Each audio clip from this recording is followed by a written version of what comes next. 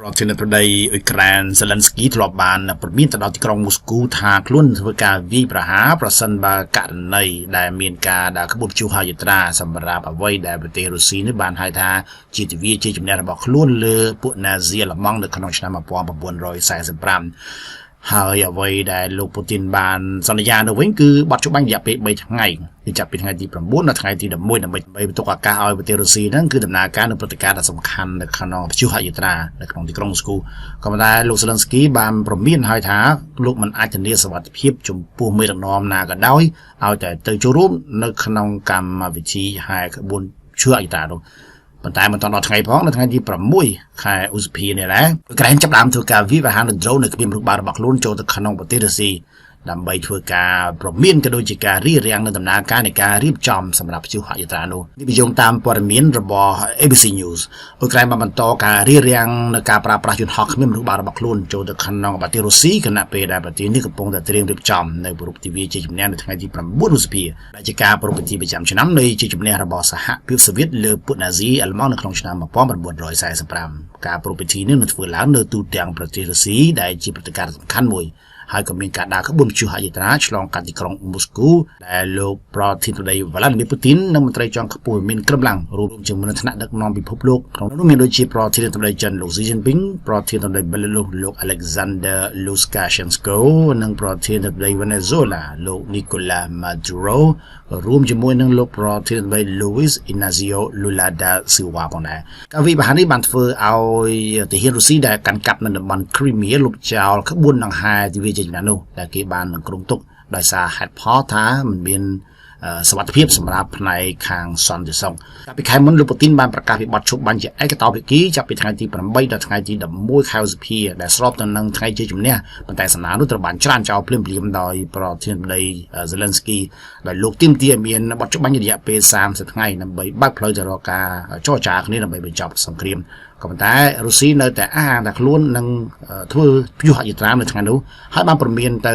អ៊ុយក្រែនផងដែរថាប្រសិនបើថ្ងៃនោះមានការវាយប្រហារណាមួយពីប្រទេសអ៊ុយក្រែនទៅលើប្រទេសរុស្ស៊ី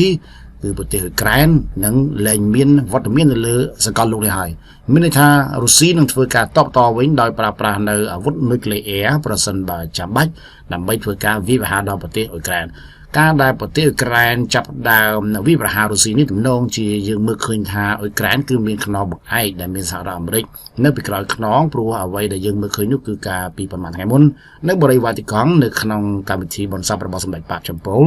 គឺលោក Zelensky ជាមួយនឹងលោក Donald Trump បានជជែកគ្នាពីសំណើជួយណាមួយពីប្រទេសអាមេរិកជាថ្នូរជាមួយនឹងការរុករករ៉ែកម្រនៅក្នុងប្រទេសអ៊ុយក្រែន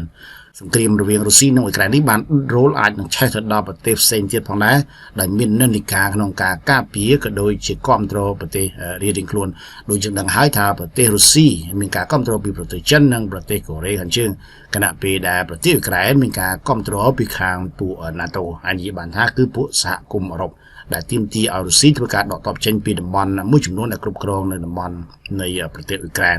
អ៊ុយក្រែនបានបាត់បង់នៅតំបន់មួយចំនួនប្រហែលជា 20% នៃប្រទេសដីរបស់ខ្លួនចាប់តាំងពីមានការលុកលុយពីសំណាក់ប្រទេសរុស្ស៊ីលោក Donald Trump ធ្លាប់បានសន្យាថាត្រឹមតែរយៈពេល1ថ្ងៃនឹងធ្វើឲ្យសុខសន្តិភាពកើតមានឡើងរវាងប្រទេសទាំងពីរប៉ុន្តែលោកបានបរាជ័យរហូតមកដល់ជាង100ថ្ងៃទៅហើយក៏ប៉ុន្តែទោះបីជាយ៉ាងនេះក៏ដោយគេមើលឃើញថាហេតុការណ៍នៃការវាយពីសំណាក់អ៊ុយក្រែននេះប្រហែលជាទំនងជានឹងមានបញ្ហាដល់ការធ្វើព្យុហយាត្រានៅក្នុងប្រទេសរុស្ស៊ីប៉ុន្តែយើងចាំមើលថានៅថ្ងៃទី9ខែឧសភារុស្ស៊ីនៅតែធ្វើព្យុហយាត្រាហើយអ៊ុយក្រែននឹងបន្តវាយប្រហារដោយអ្វីដែលបានគ្រោងទុកឬក៏យ៉ាងណាប្រសិនបើករណីអ៊ុយក្រែនហ៊ានវាយប្រហាររុស្ស៊ីមែននោះតែលោក Vladimir Putin នឹងប្រើប្រាស់អាវុធនុយក្លេអ៊ែរដែរឬទេដើម្បីបំផ្លាញទីក្រុងគៀវក៏ដូចជាប្រទេសអ៊ុយក្រែនទាំងមូលបើទោះជាមានការជួយគ្រប់គ្រងពីពួកអឺរ៉ុបឬក៏សហរដ្ឋអាមេរិកយ៉ាងណាក៏ដោយចុះនេះគឺជាព័ត៌មានមួយដែលអ៊ុយក្រែនចាប់ដើមបញ្ឆេះនៅសង្គ្រាមទៀតហើយតាមរយៈអ្វីដែលលោកពូទីនបានស្នើសុំឲ្យមានការបត់ឈប់បាញ់រយៈពេល3ថ្ងៃក៏ប៉ុន្តែអ៊ុយក្រែនមិនព្រមទេឥឡូវចាប់ដើមអុចភ្លើងឆេះហុយបដាហើយអញ្ចឹងយើងមើលតើអ៊ុយក្រែនអាចនឹងមានលទ្ធភាពទប់ទល់ជាមួយរុស្ស៊ីបានដែរយ៉ាងណាឬមួយក៏អ៊ុយក្រែននៅតែប្រហ៊ានប្រថុយប្រឋានក្នុងការវាយប្រហារព្រោះដោយសារនៅក្នុងពិធីនោះមានអ្នកដំណងកម្ពុជាពិភពលោកជាច្រើនបើសិនជាករណីដែលវាយប្រហារទៅធ្វើឲ្យប្រធានាធិបតីឬមួយក៏អិសរាជជនកម្ពុជាលើពិភពលោកទទួលរងរបួសឬមួយក៏ស្លាប់ប្រហែលជាប្រទេសផ្សេងៗ ដែលមានមិត្តរងរបស់គេរងគ្រោះឬក៏ស្លាប់នោះប្រហែលជាអាចនឹងធ្វើការតបតនៅកម្រិតណាមួយយើងចាំមើលព័ត៌មានបន្តទៀតទាំងអស់គ្នាលោកអ្នកដែលបានទស្សនាព័ត៌មានអន្តរជាតិពី Channel Ray 11 News ជួបគ្នានៅវីដេអូក្រោយ